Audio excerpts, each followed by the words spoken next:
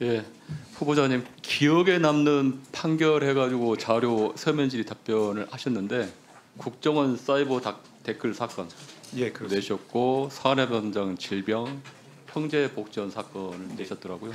내용을 보니까 대체로 공정하고 정의로운 판결을 주로 한 것 같습니다. 2012년에 법관 평가에서 만점, 2021년 또 평가에서 우수 법관으로 맞죠? 예.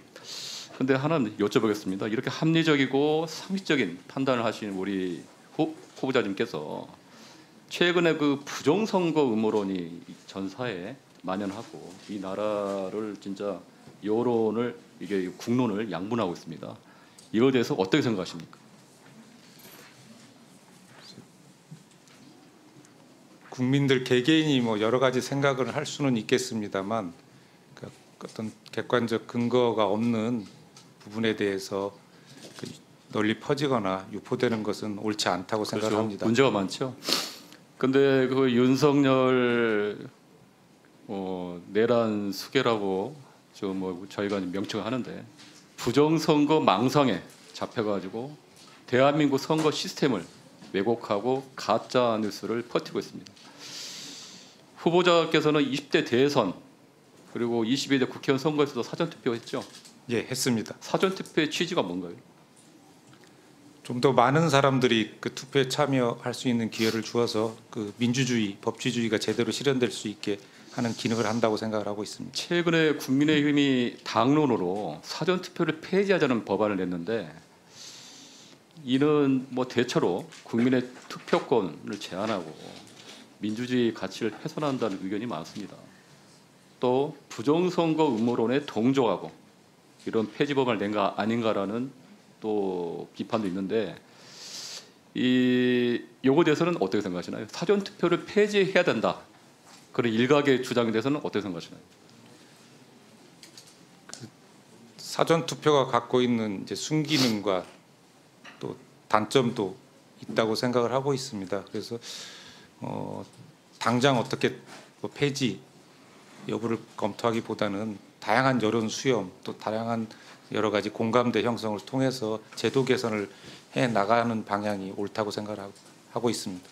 지금 후보자님은 그 당시 사전투표할 때 본인의 투표 한 표가 부정선거로 악용이 될 수 있다고 걱정을 했나요? 뭐 그런 걱정을 한 적은 없습니다. 그러면 불필요하다고 생각하시나요? 사전투표? 그렇게 생각하지도 않았습니다. 지금 미국 같은 경우도 사전투표 하시는 거 아시죠? 예, 며칠 동안 하시는 거 아세요? 날짜는 정확히 기억을 하지 못하고 있습니다. 지금 주마다 다른데 50개 중에서 47개 주가 사전투표를 합니다. 통상 4일에서 45일 동안 평균 20일 동안 사전투표를 하고요. 일본도 사전투표를 합니다. 그리고 미국 같은 경우는 화요일 날 하고요. 또 미국 같은 경우는 사전투표를 활성화하기 위해서 노력을 합니다. 드라이브 스루 투표소, 병원과 쇼핑몰 등 상업지구에도 투표소.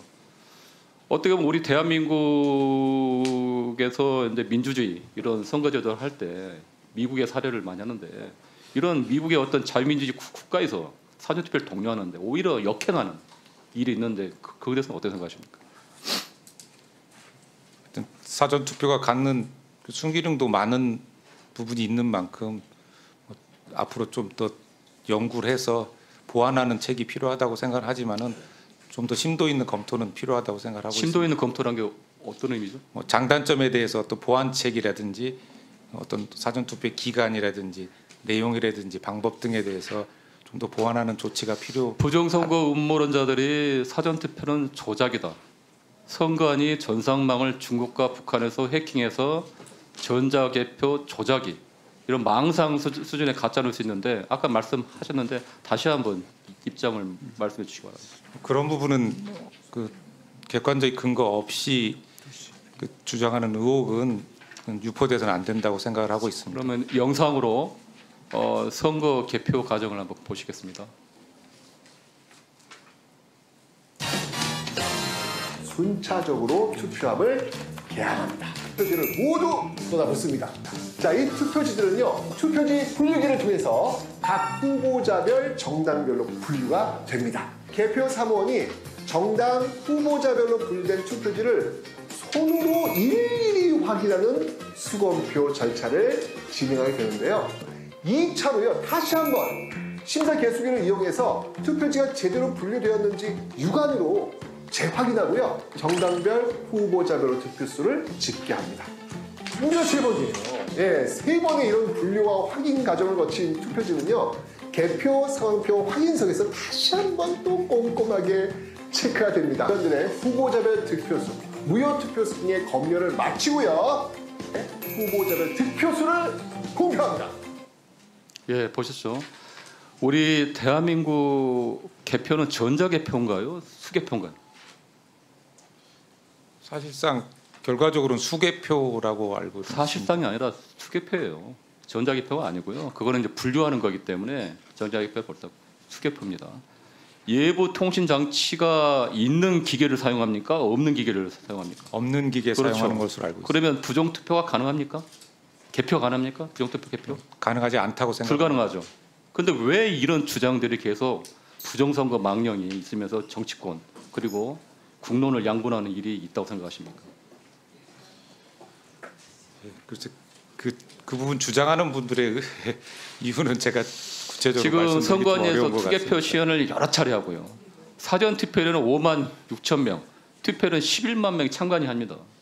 부정 투표가 가능합니까? 그렇지 않다고 생각합니다. 그렇죠. 그리고 대한민국 선거 공정성 지수가 미국 하버드 대학하고 뭐 이런 식으로 해가 평가를 했는데 제 18대 대통령 선거 때 세계 6위, 투표 관리는 5위, 개표 관리 2위였습니다. 그 외에도 여러 평가를 통해서 대한민국 선거 이런 사례를 배우기 위해서 오히려 옵니다. 그런데 그게 이런 상황에 대해서 향후에 본인이 선관위 위원이 되시면 어떤 향후의 계획, 부정선거 논란이나 이런 불신, 피해소하기 위해서 어떤 노력을 하실 생각입니까? 뭐 국민의 신뢰를 꼭 받아야 되는 만큼 그 부분에 대해서도 면밀히 살펴서 검토를 해보도록 하겠습니다.